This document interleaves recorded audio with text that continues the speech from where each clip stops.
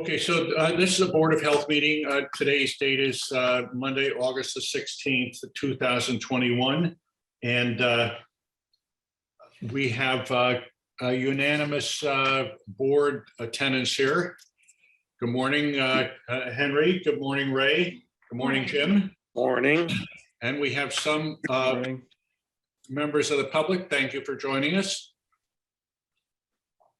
Okay. Let's see. Got it. All right. So the first item on the agenda is the approval of the 6/3/21 minutes that Secretary Schwerner distributed to everybody. Does anybody want to make a motion about that? I'll make a motion to approve. Second. All in favor? Aye. Okay, good. Thank you. Thanks, Henry, for doing that. And let's see what we got here. You have I was looking for my earbuds. Somebody having what was that? I didn't get that.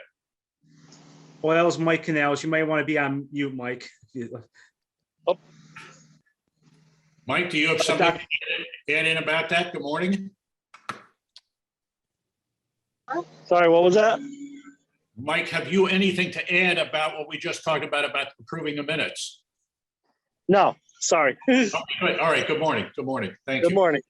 All right, so let's see what we got. Okay, so now the next is the election of officers. We annually we elect officers.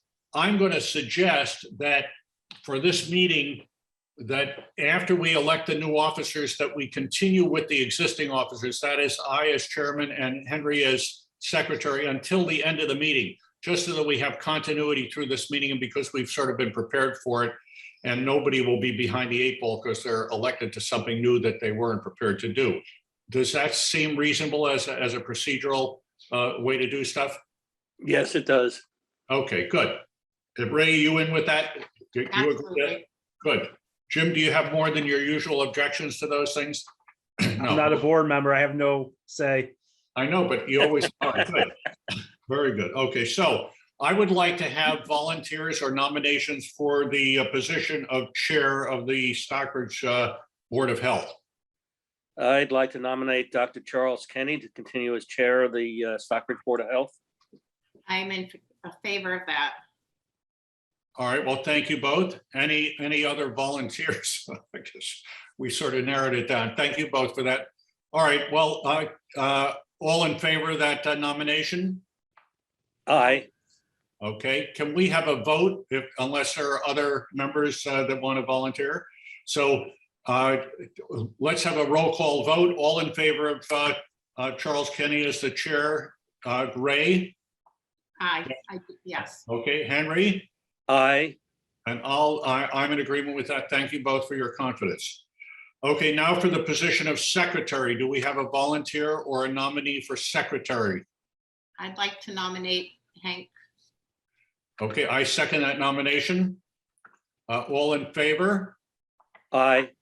Aye. Any other nominations or volunteers?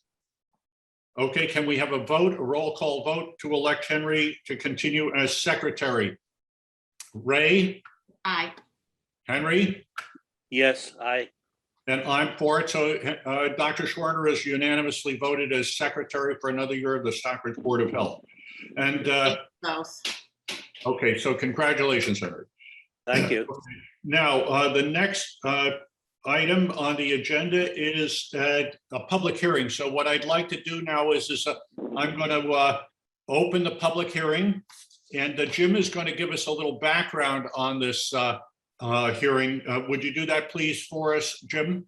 Sure. This is a variance request from Foresight Engineering, who submitted a well application for 20 Mackinac Shores Road in Stockbridge. And the reason why there's a public hearing is it doesn't meet the current 30-foot setback to an abutting property line where the placement of the well is going.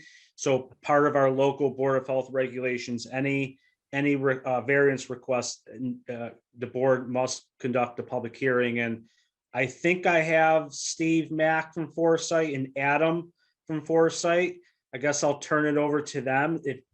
I'd like to have them give the board an overview of the well site plan application and talk about why they requested the variances, and then we can open it up the conversation and questions by the board. Okay, thank you. Okay, let's have the foresight. Who would like to speak? Hi, yes, this is Adam Mazzantini from Foresight. So yes, 20 Mackinac Shores Road. We're proposing a well in the northeast corner of the property, furthest away from the southern abutters pump chamber. There's some work that's being done for a proposed dwelling, and we are looking for year-round water supply as opposed to the seasonal water that they're getting currently. We placed the well for maintenance access, and we don't believe there's another viable location. Multiple other lots in the area have been granted these variances, and so we thought it was acceptable to place the well there. So I'm right now, Adam, I'm doing a screen share and so everyone can see. So the well location is going to be somewhere in this area, if you can see my pointer. But Yeah, it's going to you know, be just east of that. yeah, so there's a dark circle. So before I open it up to the board, I want to just go over a couple technical questions. Did you guys, and now is Steve going to participate, the engineer, on this call, or are you representing Foresight in its? I'm representing. Okay. Yep. The second question is, did you guys complete the abutter notification? Yes, we did. Okay, so we'll want to have copies of all that uploaded to the application as part of the application package. So there are 4 actual variance requests. So let me just go over that with the board. So the regulation requires a well placement to be within at least 30 feet from any property line. This application has. Jim, can I just ask a point of information here? For the rest of the board, this regulation is a Board of Health regulation, not a bylaw. Not a bylaw. This is a joint tri-town, which Lee, Lennox, and Stockbridge local well regulations, which were updated in 2012. So we set the setbacks for all these different attributes, for well applications. So part of that process is if you can't meet the minimum setbacks, you have to hold a public hearing through our regulations. Not only for transparency purposes, but if it affects the abutters, they have a right to speak or, to be in favor or opposed. So there's actually 4 variances on this application. The first one being the property line setback. The regulation requires 30. The applicant has asked for 4 feet, which is very close. The second variance request, the well must be at least 25 feet from any public way. The applicant has requested 12 feet. The third setback, the well placement has to be at least 25 feet from a driveway. The applicant has asked for 3. And then the fourth one, you have to be at least 200 feet from any underground storage tank. The applicant has asked for 31 feet. So I think those are some of the questions we were going to want to sort out as part of this public hearing process. So Adam, just for clarification, that is accurate, because I know when you applied, you said there's some discrepancies on what you put in for an application versus actual setbacks, but I'm going based on your application that you submitted. Yes, that is accurate. I think I updated everything, and it should all be corresponding now to the plan. There is one question. In other words, let me just interrupt there. So in other words, what we're talking about is what Jim just described. Is that right? Right. That's the updated. Yep. Those are the variances we are applying for. Okay. Now, is the as part of the public hearing, is the abutter on the call? Someone's trying to jump in here. Hold on. One abutter One abutter? on the other side of the road. So Adam, what's the actual butters? Was it Thomas Finnan and William F. Luttrell? That's the property that's affected by the well property line setback issue, right? Right, yep. Are those property owners here? And we'll listen to the other abutters as well, but I want to just get on the same page with the abutter that affects the property line setback. It's important that they were notified, and if they're on the call, if they want to say anything, they can.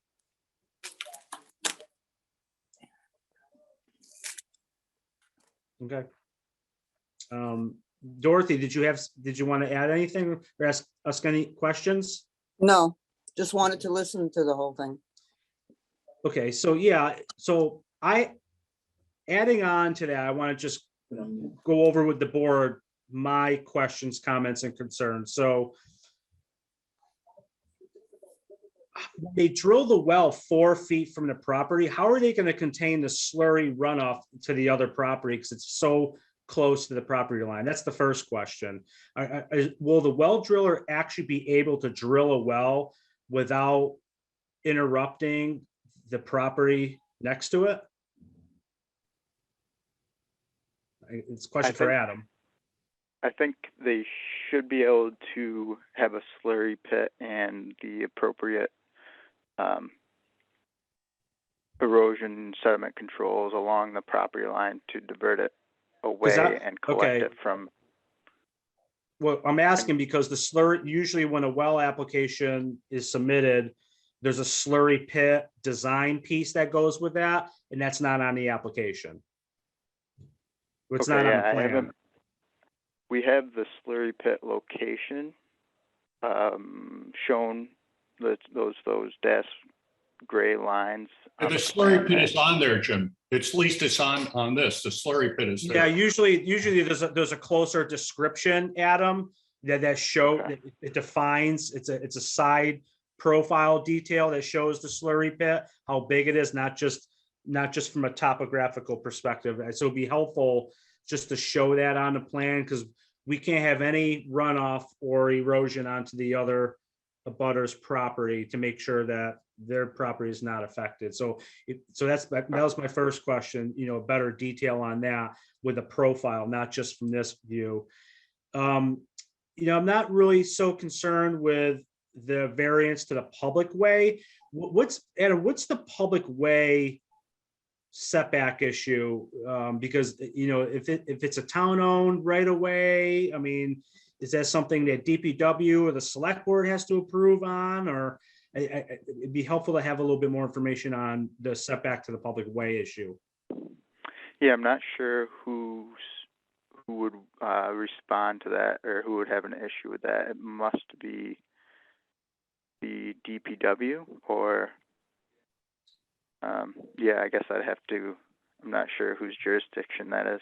Well, what is the public way though? I mean, it just says public way on the application. Mackinac Shores Road would be. Is that like an association road? Is that town-owned road? I believe it's town-owned. Yeah, so you want to follow up with somebody on that to make sure they're okay with a variance to a public way. I mean, the third one is the driveway. And for the board members to know, the reason why we put 25 feet location from a driveway, so for plowing purposes, people aren't backing into the driveway and ramming into their wellhead, if they're there year round for plowing purposes. So we'll want to, I'm not concerned about that request, but I would want to have some barriers around that wellhead to protect it so no one hits that. And I don't know if there's a detail on the plan, Adam, that shows that. I don't believe there is, but we can definitely incorporate that. And then the last one is, go ahead. Someone have a question? Jillian, no. Okay.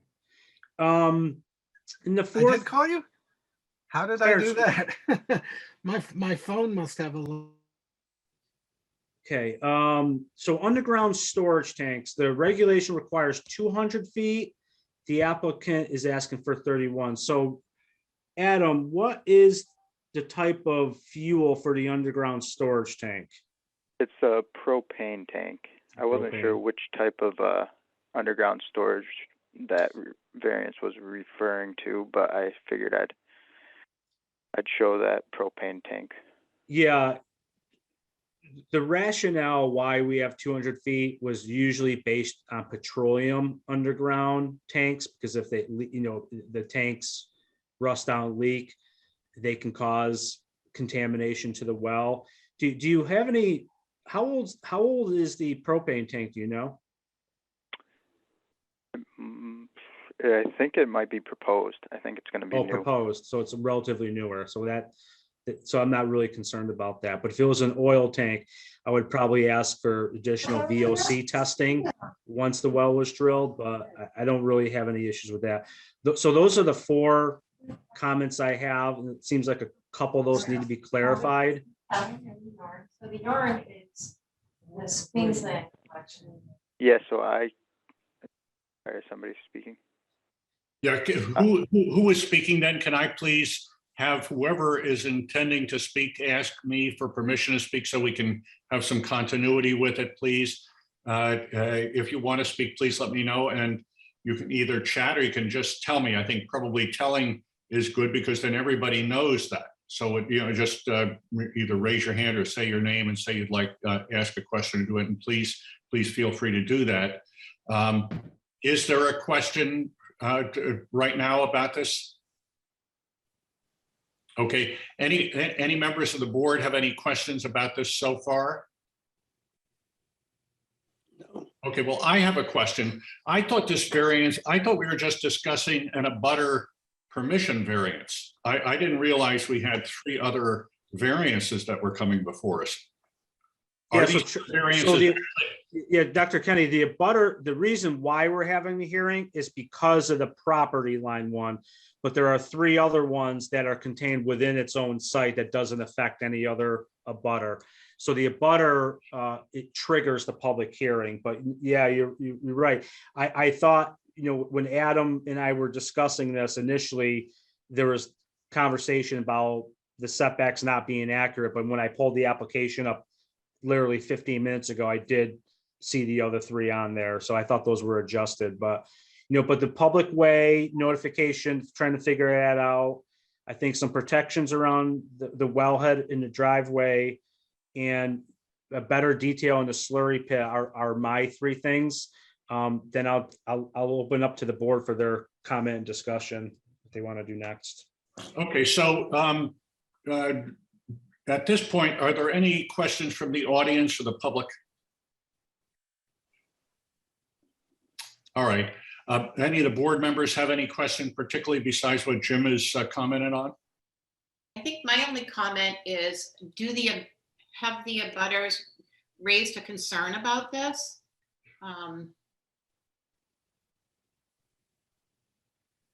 Anybody know? Well, we don't have any record. Looking at the pattern for that shawl, please. You're right. Pardon me, who is that speaking?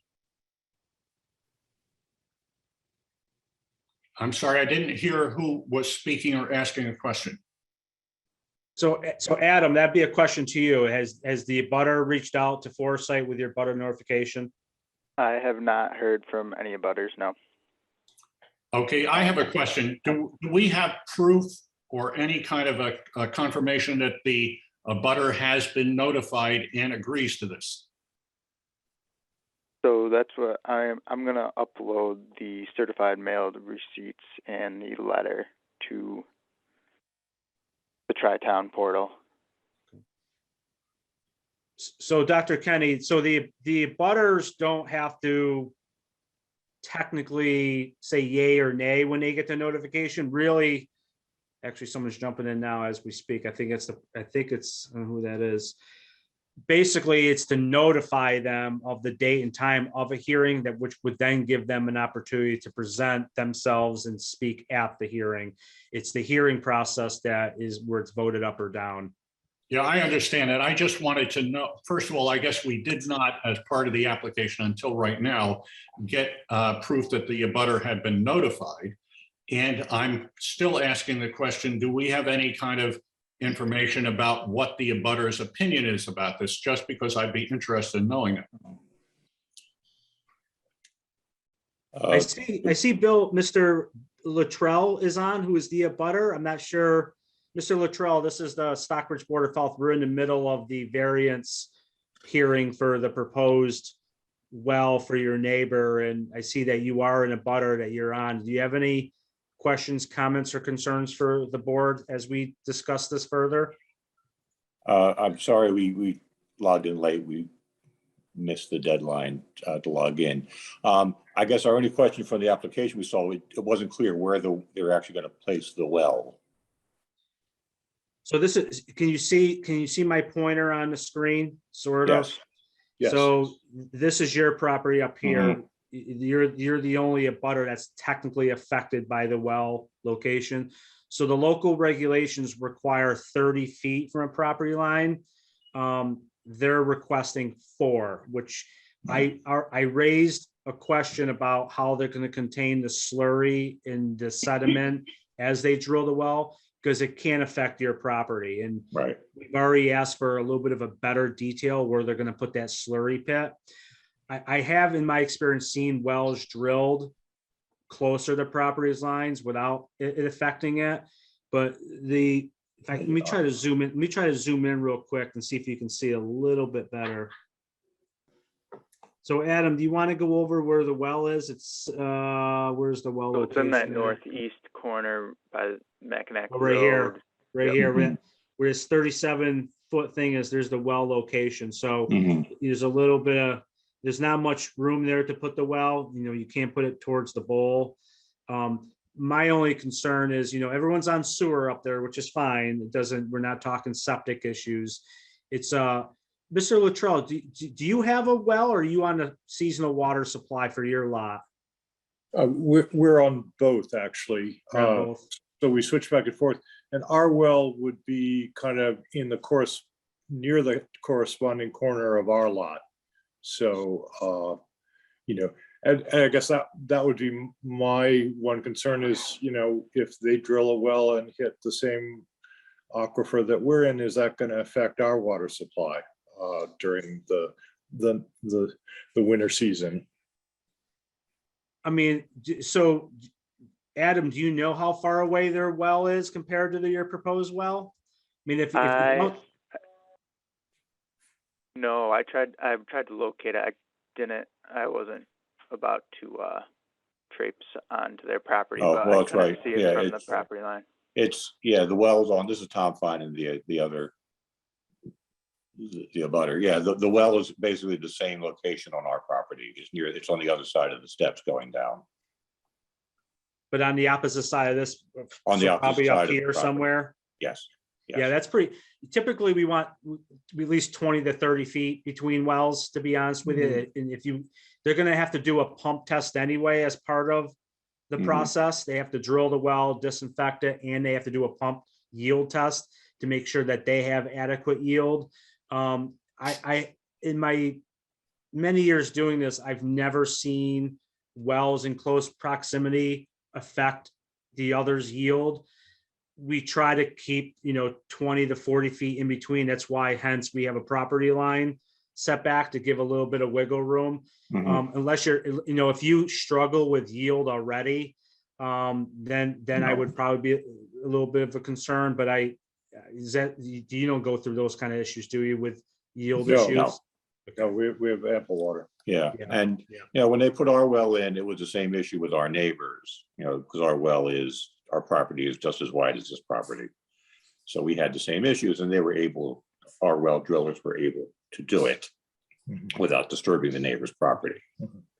And because of what they've already done into terraforming the lot, there is sort of the natural slurry pit that exists below the site where they're proposing to put the well. I guess the other question is, when are they proposing to do this? Well, they've applied for it, so they have to go through the approval process first. Then, it's not on the application yet. It's whenever, if they get the permit and if the board approves the variances, that'd be a question for Adam from Foresight and his applicant, because we don't speak to them directly. Just because our. Excuse me, association- I need to interrupt here. Jim, you used the word variances. Are you asking the board to approve more than one variance here, or are we just dealing with the one variance? So we'll be all four. It'll be all four now. Okay, so you're asking, we're being asked to weigh in on all four of these variances. Yes. Okay, Yeah. Well, I think the way these properties are, you can't meet the variance. You can't meet the requirements. The properties aren't wide enough. Yeah. Well, and historically, when they did the sewer expansion many years ago, a lot of these homes for the boards, historical perspective, when they converted the sewer expansion, a lot of these homes got off the seasonal water supply and then drilled their own wells, which is fine. And you're right. There's a lot of these well applications that come in that don't meet all of them. The reason why we don't have hearings on every one of them, because there weren't property line setback that trigger the variances. Yeah. I mean, our other, just because in terms of, I asked my question, I asked about when, is because our association rules do not allow any construction work between like 4th of July and Labor Day.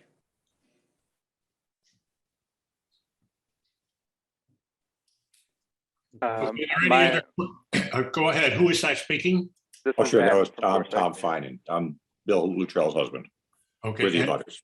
Okay, was there a question to that? Somebody raising a question? No, I was just gonna put in my 2 cents about the timing. I would assume as soon as possible for post approval.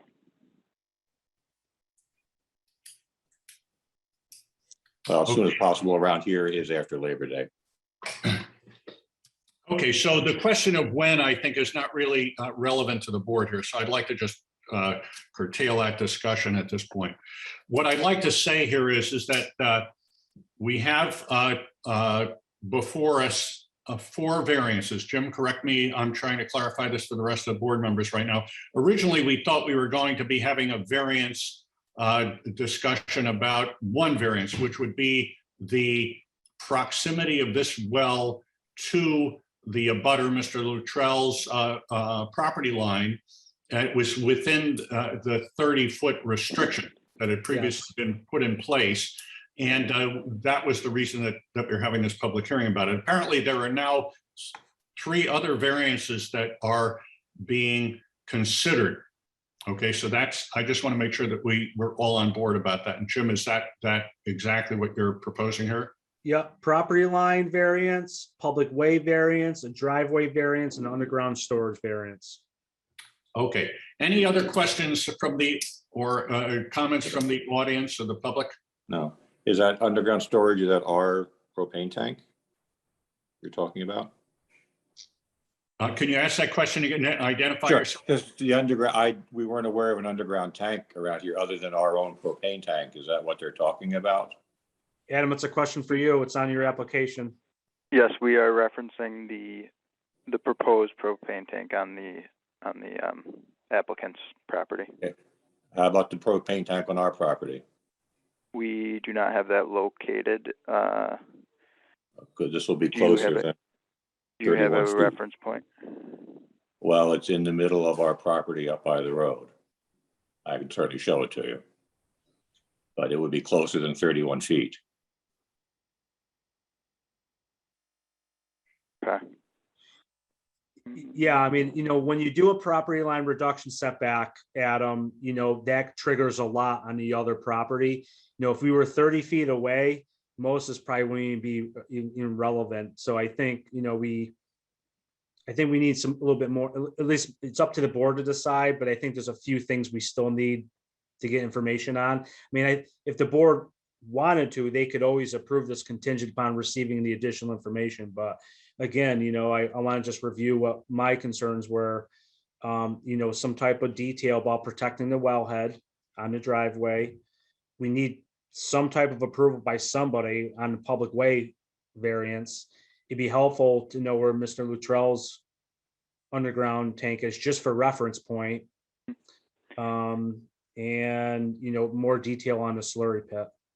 Yeah, if we were able to continue this, I could get some more information regarding those Yeah. things.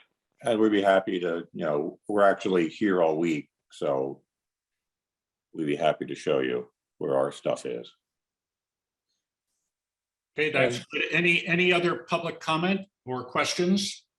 Just a point of information, it's nominally a private road, and the roads themselves belong to the Mackinac Water Company, the private water company. Are you talking about Mackinac Shores Road? Yes, Okay, thank you. Who is this? this is Bill Luttrell from next Okay, door. thank you, Mr. Luttrell. So you say this is a private road? Yes, it's not a town road. Okay. Okay, any other public comments or questions? Okay, I'd like to close the hearing to public discussion. I'd like the board members now to discuss this and decide upon the issues here if we want to, or follow Jim's suggestion, potentially wait for more information.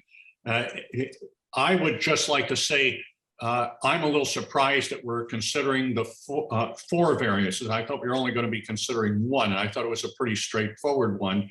I would also like, Jim, could you put back that map just so that I can reference for the board's information some of the comments I'd like to make about this? Okay, so first of all, what we've got here is we have a well that's being located up in it's on the, I guess this would be the northeast corner of the property. Is that right? Yep. Probably. Yeah, now the reason is, I'd like to just ask a few questions of the engineer about this. One of the reasons you're proposing putting it up there is because of the accessibility of the equipment to do the well and possibly maintain it. Is that correct? That's correct. Otherwise, it could be put, let's say, down more towards the west where the proposed ground cover is. Is that correct? Yes. Yeah, I'm not sure about setbacks from. Yeah, I'm just shooting lake. from the hip there too, but I'm just looking at some other alternatives. Or it could potentially be drilled right through the floor of the house. That could possibly be an option as well. Okay. All right. Now, one of the reasons that we have a limited amount of availability for sites is because of the relatively large size of the house compared to the property. I mean, for a country home, it seems like this is probably the case with a lot of the properties around the bowl. And I just want to point out to the rest of the board members that over on the west side here is the Stockbridge Bowl. Now, the other comment I'd like to make for the board's point of view is this is a mitigating comment in terms of approving the site variance. So this particular property is on town sewer. So that the other issue that we might be concerned about, let's say proximity to septic fields and the possibility, let's say that an abutter's septic field could run off, and then what that would entail in terms of forcing the abutter to do stuff and various other kinds of things, doesn't obtain here because this property is not on a septic field, it's on town sewer. But I just also want to remind the board that, what we do sets a standard, or at least a precedent in some ways when we have a public hearing and we vote on things, and that there are properties on the other side of the lake that currently are not on town sewer. And that we should just keep this in mind. And I think it's a point to be in mind in terms of whether or not we want to approve of this. So I'd like the board members to give us your opinions about what you think we should do about this. I believe we probably need more information, just as Jim has said, and I think we should just have a continuance.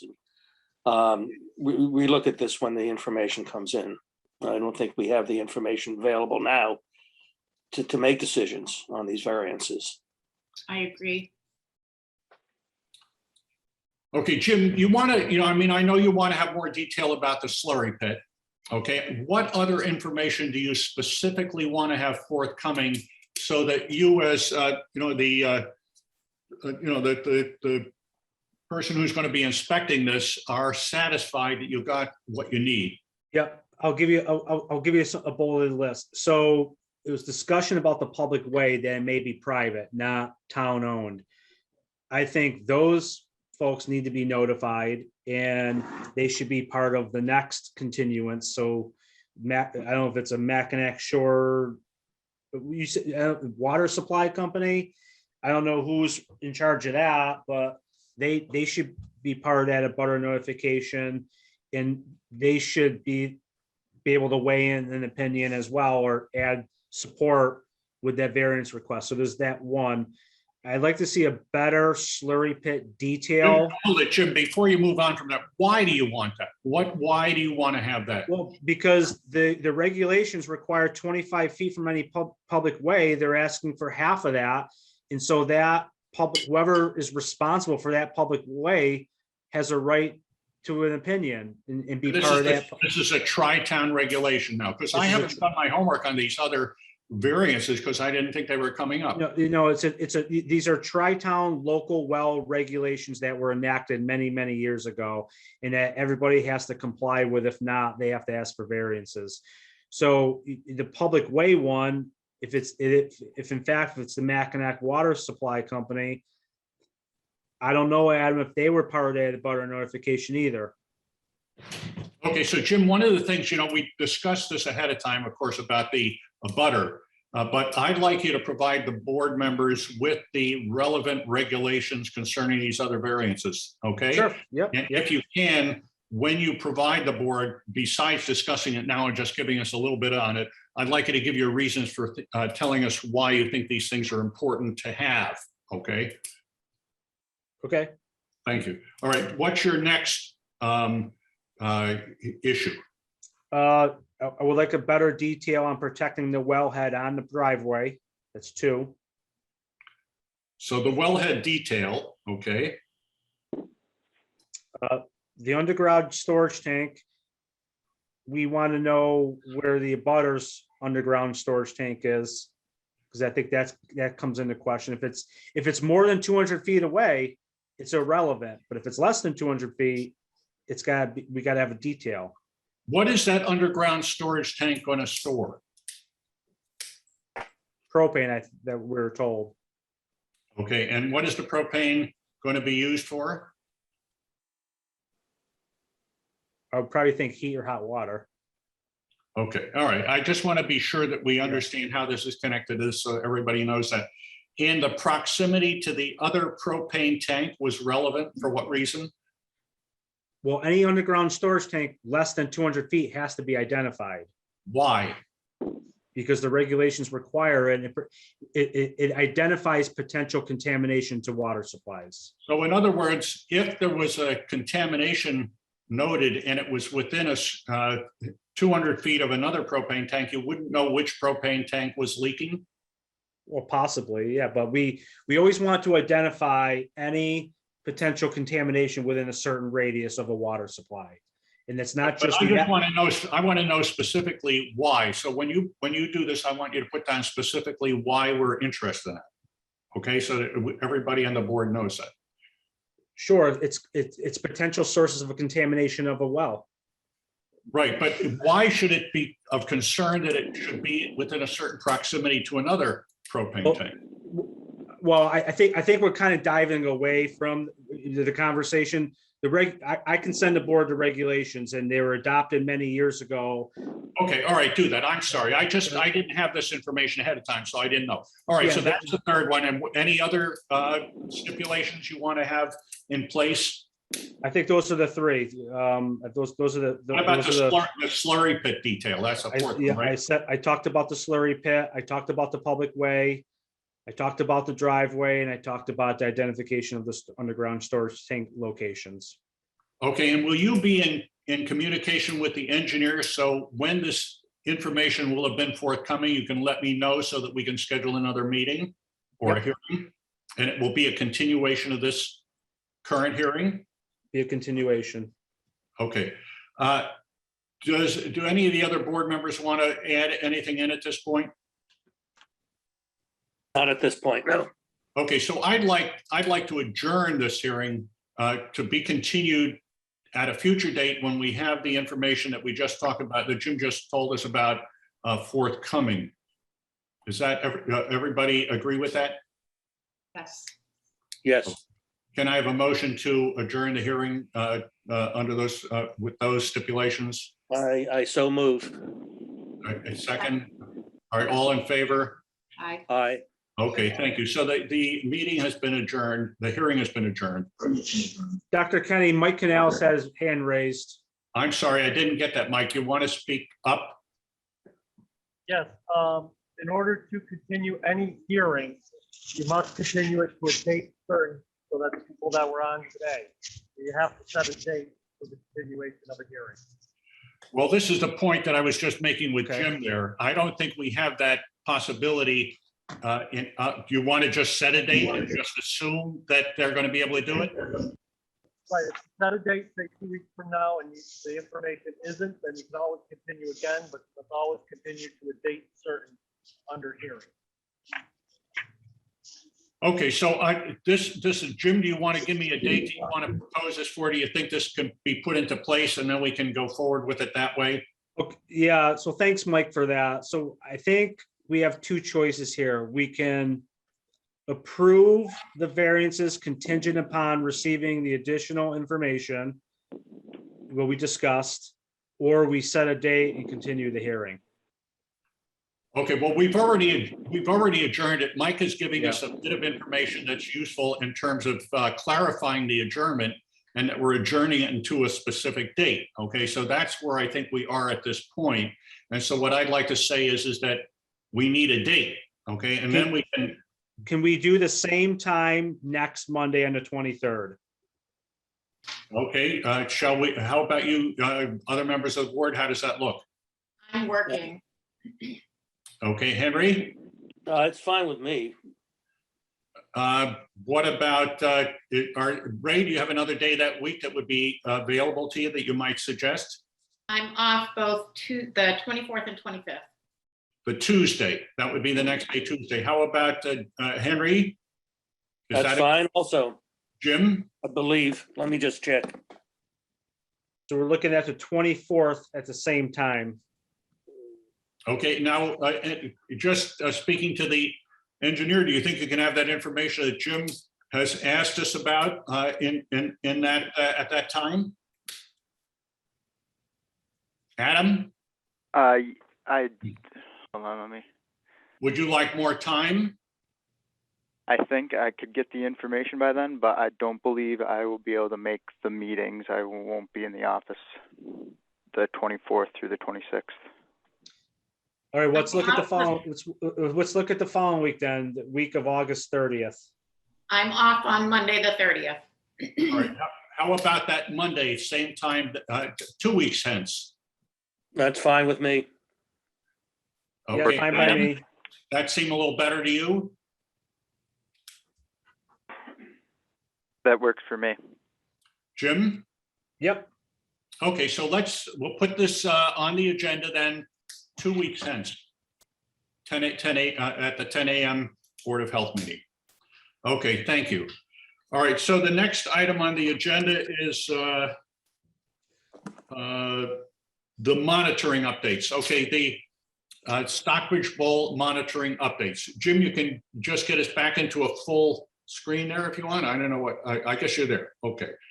I received some information from Dr. Cortman from the GZA, an initial assessment of the GZA monitoring of the lake. I haven't had a chance to review it in detail. I'll be presenting it more at the Stockbridge Bowl Stewardship Commission meeting this Friday, but I understand there are several points that I think would be of interest to the board. And let me just pull these up here because I've got them.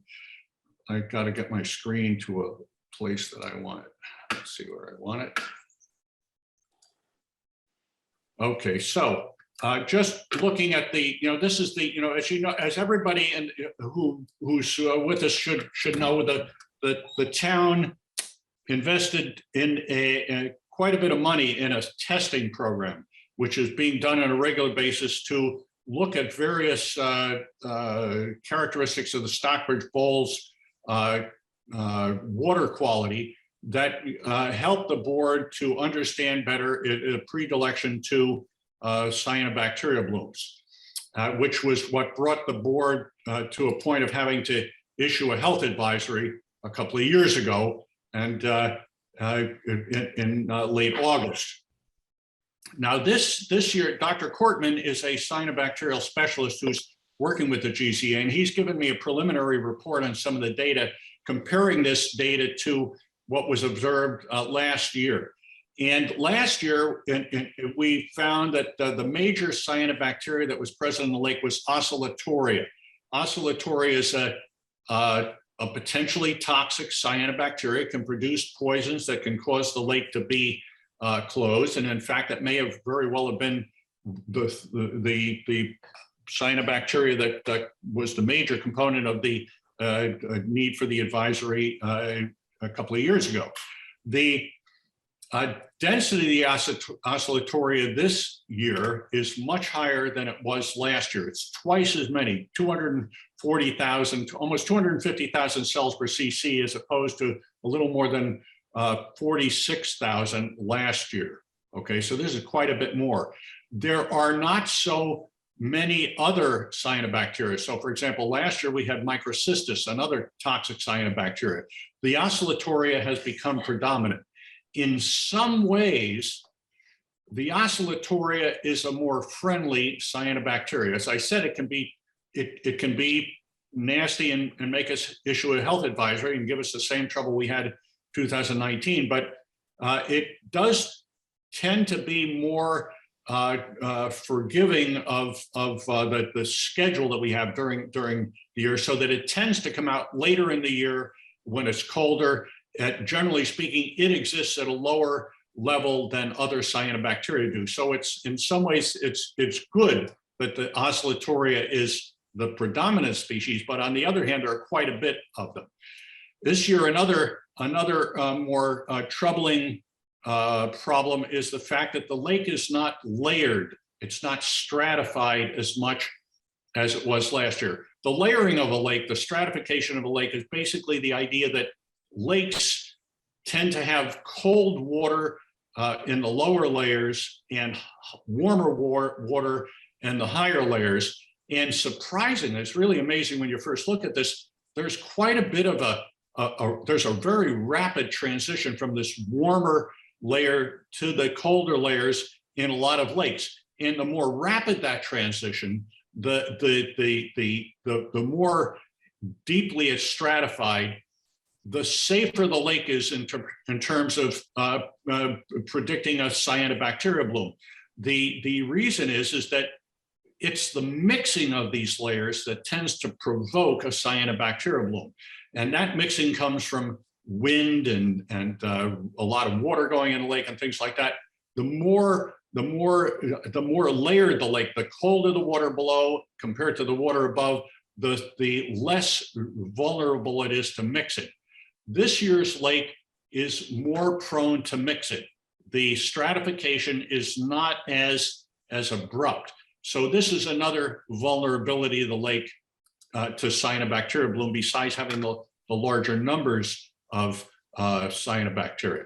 So this is another issue. On the other hand, we do have a very good thing that the lake is more than 3 degrees centigrade colder in most layers, in the upper layers, than it was last year. So this tends to be in our favor in terms of minimizing the mixing, and the cyanobacterial growth rate is exponentially related to the temperature of the water. So having cooler water is a good thing too.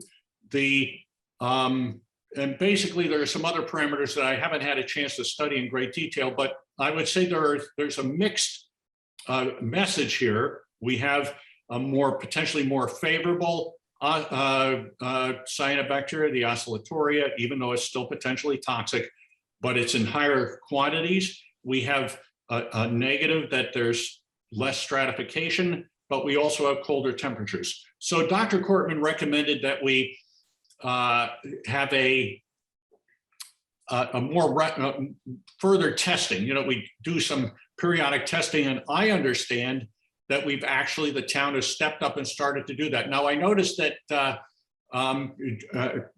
now, Mike, do you know about that testing? Are you aware that the town has stepped up and increased that testing as Dr. Cortman recommended? Are you there, Sorry. Mike? Yeah, I'm here. I believe we're just following the standard testing. I'll check with, usually Mike Buffoni is the one that's handling. Yeah, okay, well, Mike, I think Mike actually stepped up the testing, so I'll just step in there and answer my own question. And I'm pretty sure that they did do an extra testing thing based on Dr. Cortman's recommendation. And I'll confirm that at the Friday meeting of the commission. But I do think that that's going to be an important aspect of the surveillance of this as we get later on in the season. You know, we have the bowl, you know, we have the Josh Billings coming up. We know that a lot of people are interested in using the bowl. So this is going to be an important thing. And Mike, I hope you can go back and make sure that that's in place. So as far as I'm concerned, that's the update. Does anybody have any comments on that?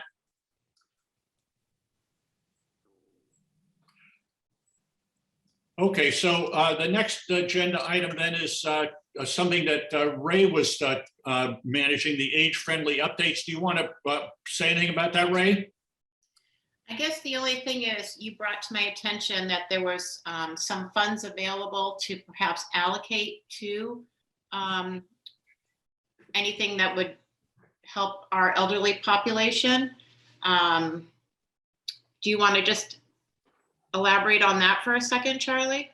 Well, I think that's a very good point. You could have a little conversation with Mike since he's here about that maybe, and help Hank and I out about that. Hank and me out about that. Mike, do you want to say anything about what Ray just brought up? Well, I do know that we had there are some age appropriate things also identified in our MVP program. Possible age-friendly activities and aid assistance to seniors. So there's plenty of things we can look at. Is there anything specific you guys are looking at? I mean, I just had I had a very strange thing happen to me at the transfer station, and it was the Monday after the 4th of July. I went to the transfer station, and as usual, after a holiday weekend, it was rather busy. And there was an elderly gentleman backed up to the dumpster who clearly was having difficulty getting his trash and his recyclables out of the back of his truck. And I approached him because what he was about to do was unsafe. He was trying to climb on to the back of his truck, and I knew he couldn't do it. And I said, "Excuse me, sir, can I help you?" And he just went off on me. He started screaming at me. "I'll tell you what you can do. You can have the rich people of Stockbridge stop trying to run this town." And he went on to say Saturday wasn't a holiday and it shouldn't have been closed. And I just couldn't believe what was happening. I just like said, "Oh my God," and got in my car and left. But that being said, there is no designated area for, you know, elderly people to go. And I feel like they shouldn't have to go all the way over to put their, you know, plastics and their cardboard. Oftentimes they'll have a sort of a mini dumpster set up to just put things in. That could maybe be designated somehow to handicapped or elderly, just to make it easier for them. I mean, clearly the guy was irrational, like he was upset. I don't know, and it just. So let me see if I can understand what you're saying, Ray. First of all, there are two different issues we're covering here. The first is, I think it's an interesting point, which is to have the town provide maybe a handicap access type dumpster area? Would that be something that might be a reasonable kind of an option for that? I think so. And I think that's something we can look at. Yep. Okay, well, that makes a lot of sense. It wouldn't just be for the elderly necessarily, but a handicap type access thing. And so that's one issue. That seems like a very interesting idea. And Mike seems to be receiving that sort of warmly. Would you be the guy that implements that, Mike?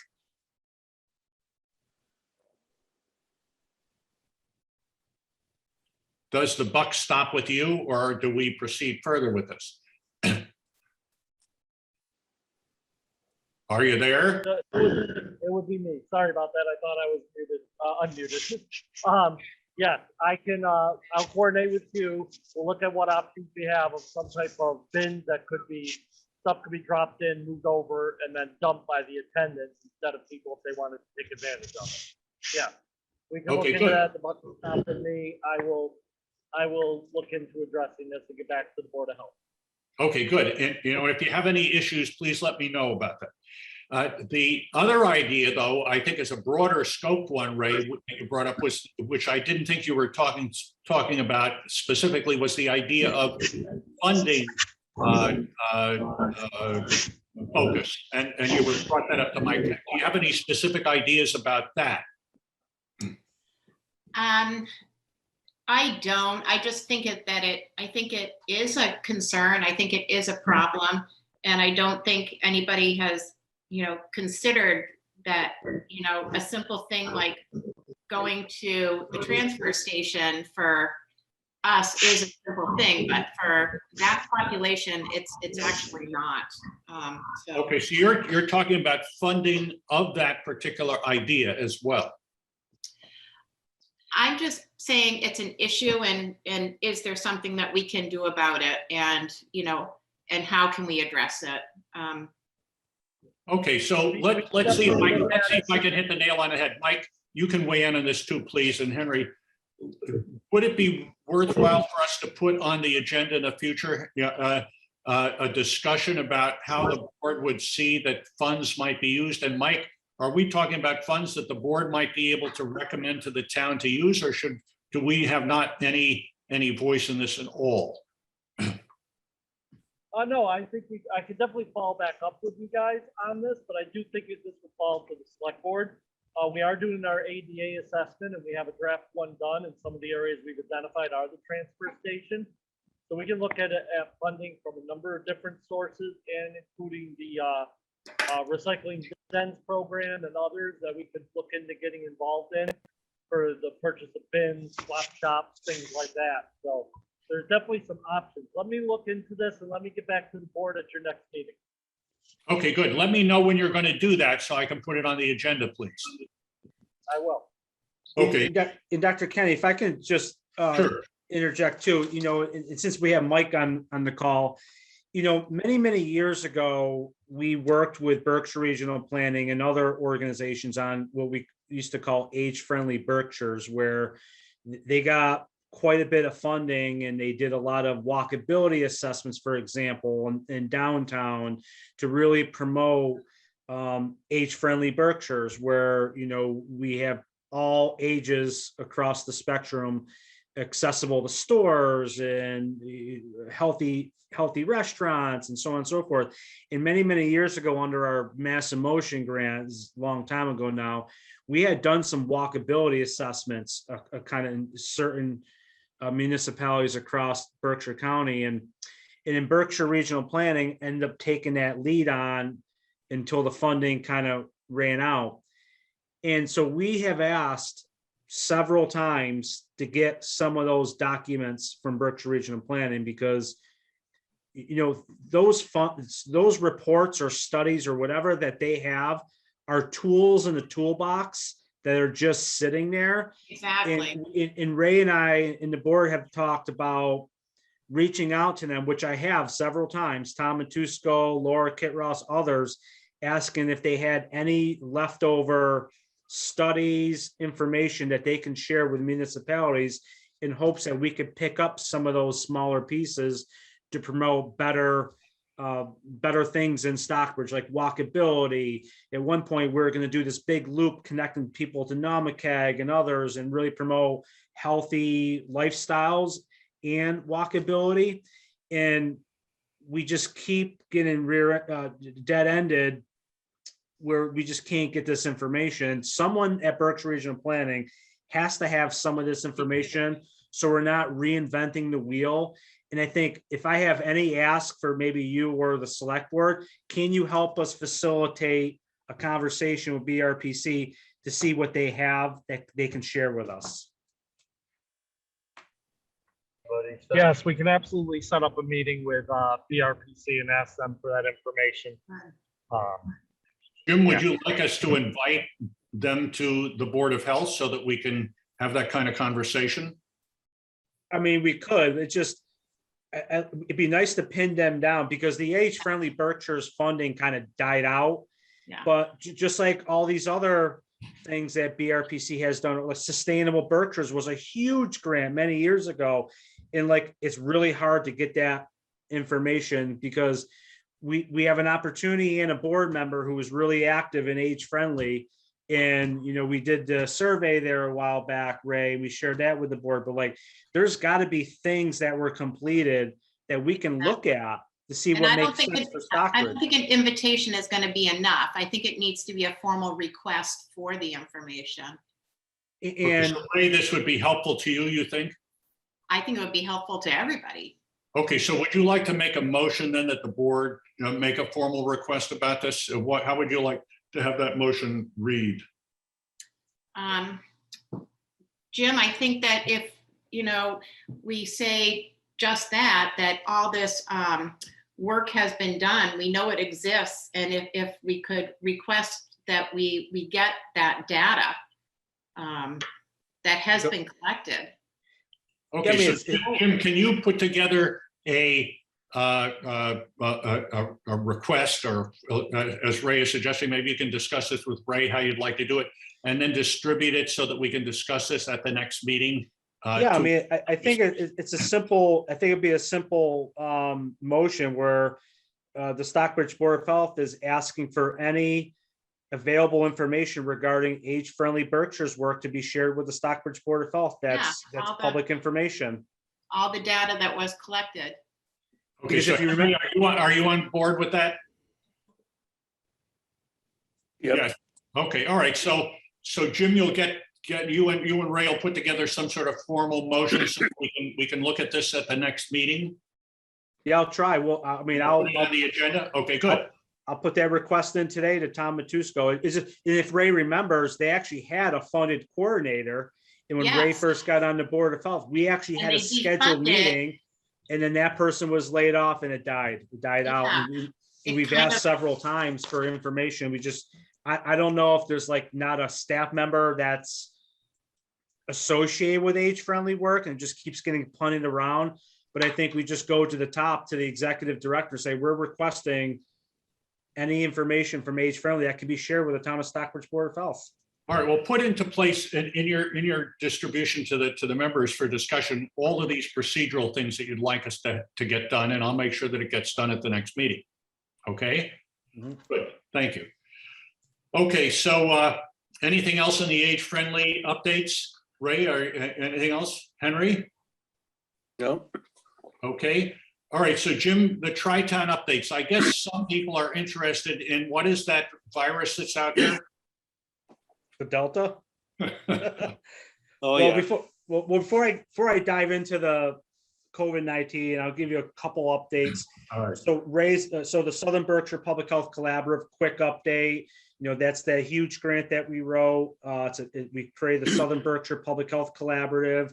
We have 2 full-time nurses, Amy Hart, Jill Sweet, who's our funded nurses, which is not only accessible to Tri-Town, but some of the Southern Berkshire towns. That advisory group has been meeting monthly. Ray has participated in that. We're working out a lot of different things. We hired them at a great time. They've been very busy on Maven with cases and contact tracing. You know, we've had a couple cases here and there at some camps and in the community. Dr. Kenny has volunteered to be our medical director for the Southern Berkshire Public Health Collaborative, and we'll be working on a lot of things there. We have to be certified as a provider to hold flu clinics, which is a little bit of a cumbersome process. We have to get certified through MIIS. We have to do site visits. So we're trying to get all the foundational pieces so we can actually purchase and get state supplied vaccine. That may or may not be able to happen this flu season because it's such a long process, but we hope to have the foundational piece by time next January comes so we can put our order in for state supplied vaccines. So the nurses are working hard on that. In the event where we need residents to get flu, we're going to work with CHP. We're going to work with Fairview. We'll work with Councils on Aging for transportation. We'll link up the people that need assistance to get access to flu. But building a new program, because if the board recalls, we've never actually had funded public health nursing. We've always had limited VNA or porch light contracts that did bare bones minimal. So this is what it looks like trying to create a robust, comprehensive program. We're kind of trudging through the mud a little bit to try to get the foundational pieces there. But as we work through all those goings on, we feel like we're going to have a really great Southern Berkshire Public Health Collaborative. We're very lucky. So that's going really well. And we'll probably be looking at some type of intermunicipal agreement as time goes on that's going to reflect the 10-town collaborative. And it's really town friendly. It really talks about sharing nurses. There's no cost associated unless we run out of money, but it's really just to solidify the relationship with the 10 towns. And it's probably going to take us a few months to navigate through all the different boards of health and select boards to really solidify, the multi-million dollars that they're giving us, because the amount of money they're giving us is quite significant. And so the state just wants to have us, they want to see us demonstrate the relationship with a 10-town collaborative, which we'll work on. And now going to COVID. We are in a high risk category. We've been meeting with some of the school districts. We met, the Lee School District has a COVID-19 advisory panel, which we were meeting weekly during COVID. So we met for the first time since the school was let out in the spring. And the nurses and myself gave them a recommendation. We can't tell the school committee what they can and can't do with their policies.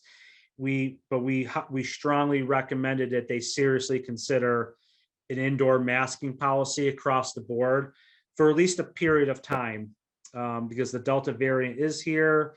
We have elementary kids that don't qualify for vaccines yet. We're seeing a lot of cases. We're in a high risk category. And so then we had that same conversation with the Lennox COVID-19 advisory group as well. And we made a strong recommendation that they seriously consider as well. But on that same topic, a lot of towns are putting into place certain advisories and mandates.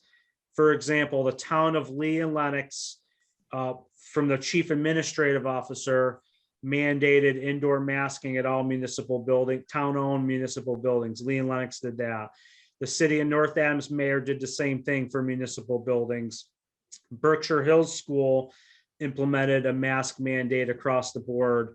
Mount Greylock School District issued a mask mandate across the board. And some other boards of health haven't issued mandates yet, but their board of health is putting out statements strongly advising masking take place indoors regardless of vaccination status.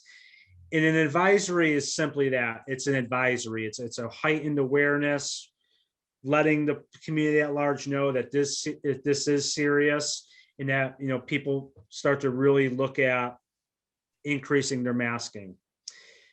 I'm not aware of any board of health yet in Berkshire County that has actually passed a regulation mandating indoor vaccinations across the board. But I figure we just have that conversation initially with the Stockbridge board, and then we're going to meet with Lennox this week to kind of gather an inventory thoughts from the board on, do we want to issue like an advisory that's not enforceable? To put a statement out there. Do we want to pursue a tri-town district mandate? If we do pursue a mandate, a lot of pros and cons come with that, including, we'll have to enforce it. We'll probably get inundated with tons of masking complaints. It was very hard to get a handle on that before during the shutdown, but during the shutdown, the staff were working and not doing inspections, so they were able to respond to masking complaints. If we go the route of a mandate, it's going to increase, the workload significantly. Or do we just want to put a statement out there now with making an advisory? So I'd sort of like, that's where we're at. The nurses are doing a really good job tracking COVID, but we are getting cases, and we still have the large gathering regulation that will expire on September 1st. It's a few weeks away, and Jim, can I ask a question here? I just want to bring myself up to speed. Correct me if I'm wrong. But originally, when we had the mask mandates in place, when coronavirus was just starting, there was a different situation in a number of ways. So, for example, hadn't the state already prohibited certain kinds of activities? Yes. With public meetings and limited stuff, so that as opposed to now, where the state really doesn't have that in place, the burden of enforcement would be a lot less. Was a lot less for Tri-Town originally than it would be now. Right now, you don't have these things shut down, so there'd potentially be a whole lot more complaints, a whole lot more enforcement necessary. Is that correct? It'd be exponential. It would be the complaints would be huge. We wouldn't be able to enforce it. And did Tri-Town have any additional funds early on that you don't have for this kind of idea? We don't have any funds now for specific enforcement of COVID. We did. Originally you did, so that there was less complaints, less need for enforcement originally, and funding to manage those things, where we don't have those things in place now. No. Is that correct? Okay. All right. So any comments from the board about what Jim is saying about these masking updates? Anything you want to suggest? Well, it sounds like you would be completely overwhelmed and burdened by, the influx of complaints, and you don't have the resources or the manpower to deal with it. Is that what I'm hearing you say, Jim? That is correct, Ray. Yeah. However, I think the board together issuing an advisory strongly recommending is an easy lift for now. I think that minimally we should do that for sure. I absolutely agree. Yes. Okay, so now we don't actually have that on the agenda specifically now, although we could certainly add that to the agenda the next time. I'm going to add in that I would recommend strongly that we get the Tri-Town Health Department together, and rather than just having it an individual board at a time advisory, that we get Tri-Town and all three boards to weigh in together and see if we have a unanimity. I'm sure that our board has we seem to be on track, but I'd like to see the additional weight of the other two boards discussion of this as a predecessor to our own advisory. I'd love to see the other boards' opinions about this too.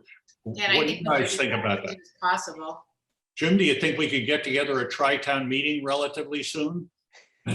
It's a good question, but I'll after this meeting, I'll send out a doodle poll to all 9 members and see if we can get something, the last week of August, hope for the best. Until then, I'll try. And we'll put this on discussion, the advisory on discussion for the Stockbridge board for our next meeting too on the agenda. But in the meantime, then that would also be nice to know that we were going to be handling it at Tri-Town as well.